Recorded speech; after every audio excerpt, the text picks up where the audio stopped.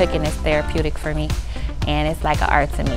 It's like you create a dish and it's a masterpiece, and you want to get the reactions from others. It's like, is it good or not? So that's how I became falling in love with food, I guess. Here's my little big money maker.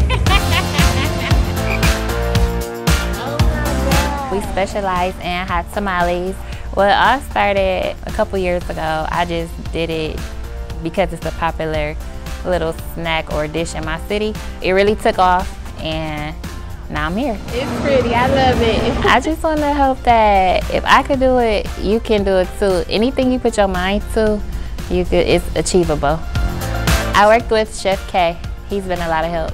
I can't believe that I'm here. Because you know, a lot of times we procrastinate. I'm a procrastinator, so I'm like, you know what? Now is the time. If I don't do it now, I'm never gonna do it.